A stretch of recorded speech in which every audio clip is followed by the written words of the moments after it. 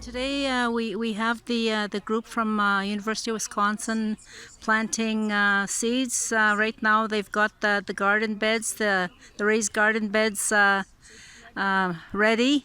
They've put in all the soil already, and now they're planting the vegetables. They'll have tomatoes, they'll have peas and onions, carrots.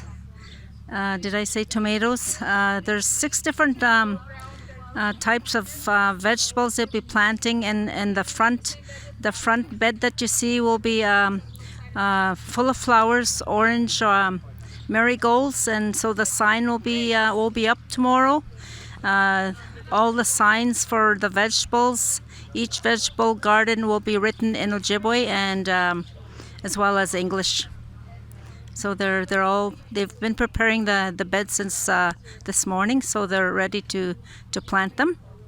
And the reason why this is happening is because I spoke to Kirsten about a year ago, and her grandfather was a former principal here, and she found out how the residential schools had impacted the survivors, and now she wants to give back, and it's working towards reconciliation. That this is reconciliation in action, giving back to the community, and it's we're so blessed to have them here, Kirsten and her students. She's planning on coming back again next year and working on another project. They're also working on other projects in the museum, and hoping to put some kind of a database together for us, and they'll work on it as a part of their university studies throughout the year, and they'll come back and gift us with a monitor with the database in it.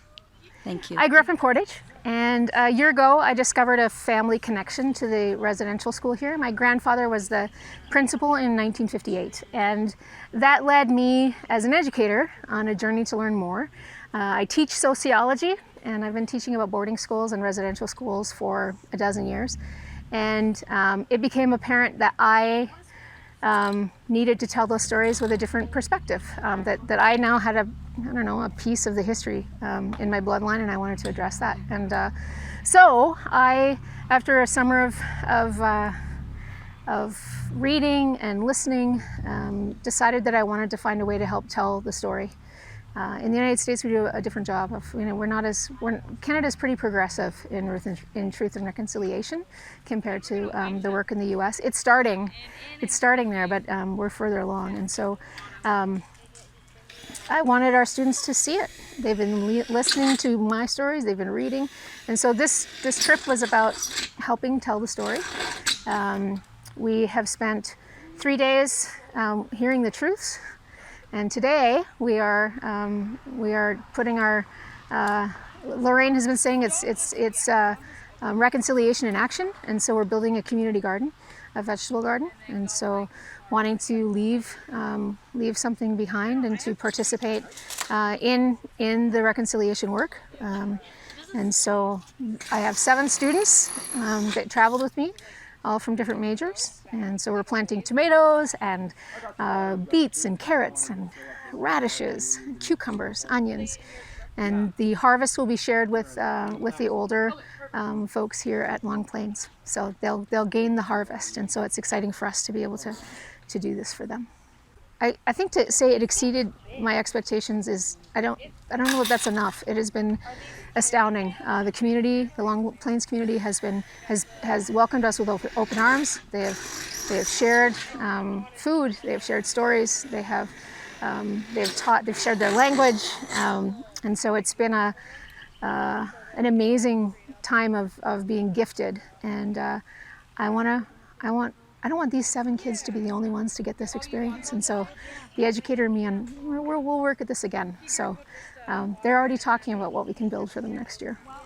Well, they are very special visitors, that's for sure. And the story behind that is also so important. So the professor's grandfather actually taught school here, and she actually teaches education back at her home in Wisconsin. So it's great to have them here. It's a real blessing, truly. And with the Residential School Museum, I think it's gaining a lot of recognition. As you can see, we have visitors, international visitors all over the world coming here and visiting on a fairly regular basis, I would imagine now, since we declared it a National Historic Site.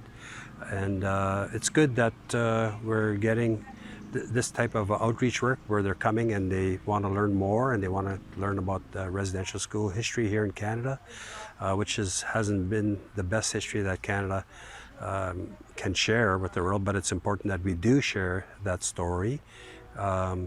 So there is a lot of work to do here, and there's bits and pieces of work that'll be continued through the years.